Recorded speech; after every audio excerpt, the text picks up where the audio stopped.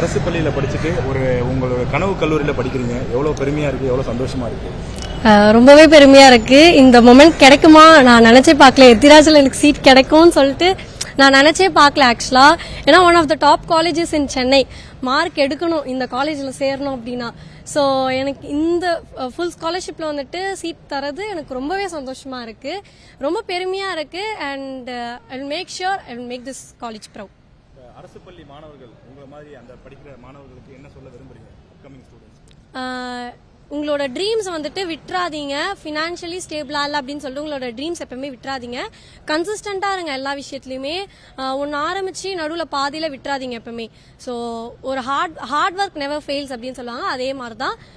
தொடர்ந்து முயற்சி பண்ணிட்டே இருங்க, ஒரு நாள் வந்துட்டு கண்டிப்பாக உங்களுக்கு வெற்றி கிடைக்கும். பிரைவேட் ஸ்கூலில் படிக்கிறவங்களால தான் நிறைய மார்க் எடுக்க முடியும், ஏன்னா அவங்க நிறைய பணம் செலவு பண்ணி படிக்கிறாங்க, நிறைய டைம் இருக்கும். அரசு பள்ளியில் அவ்வளோ கோச்சிங் இருக்காது, அவ்வளோவா படிக்க மாட்டாங்க பசங்க அப்படின்னு ஒரு குற்றச்சாட்டு இருக்கிறாங்க. அதுக்கு நீங்கள் என்ன சொல்றீங்க? பிரைவேட் ஸ்கூல்ல தான் மார்க் எடுப்பாங்க அப்படின்றதுலாம் ஒரு மித் ஆக்சுவலா என்னை பொறுத்த வரைக்கும். கவர்மெண்ட் ஸ்கூல்ல இருந்து நிறைய பேர் படிச்சு முன்னுக்கு வராங்க, ஆனா அது வெளியே தெரியல எனக்கு தெரிஞ்சு, அவ்வளவுதான்.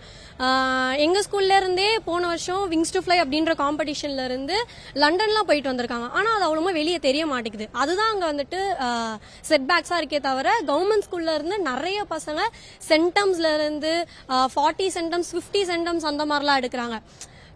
ஸோ கவர்மெண்ட் ஸ்கூல்ல இருந்து நிறைய பேர் வெளியே வந்துட்டு இருக்காங்க, நிறைய மார்க்ஸ் எடுக்கிறாங்க. 500 550 அபவே வந்துட்டு எங்க ஸ்கூல்ல இருந்தே நிறைய பேர் எடுக்கிறாங்க.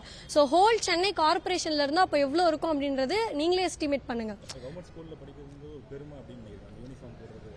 அந்த யூனிஃபார்முக்கே ஒரு தனி பவர் இருக்கு ஆக்சுவலா. மற்ற ஸ்கூல் யூனிஃபார்ம் விட கவர்மெண்ட் ஸ்கூல், ஏன்னா எல்லாருமே சிமிலரா இருக்கும் கவர்மெண்ட் ஸ்கூல் யூனிஃபார்ம்லாம். ஸோ அது வந்துட்டு ஆக்சுவலா அது ஒரு பெருமை எனக்கு தெரிஞ்சு.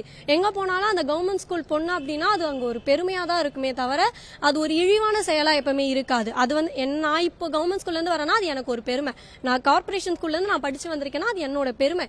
நான் இப்போ இந்த மார்க் எடுத்தது எனக்கும் பெருமை, என் பள்ளிக்கும் பெருமை அப்படின்னு தான் நான் பாக்குறேனே. ஸோ எப்பவுமே கவர்மெண்ட் ஸ்கூல் அப்படின்றது அது தாழ்வான ஒரு இடமே கிடையாது. அந்த இடத்துல மட்டும்தான் எல்லா எக்ஸ்போஷரும் உங்களுக்கு கிடைக்கும். பிரைவேட் ஸ்கூல் கொடுக்காத எக்ஸ்போஷர் எல்லாமே கவர்மெண்ட்ல தான் கிடைக்கும். கவர்மெண்டோட எல்லா ஸ்கீம்ஸுமே உங்களுக்கு கவர்மெண்ட் ஸ்கூல்ல தான் கிடைக்குமே.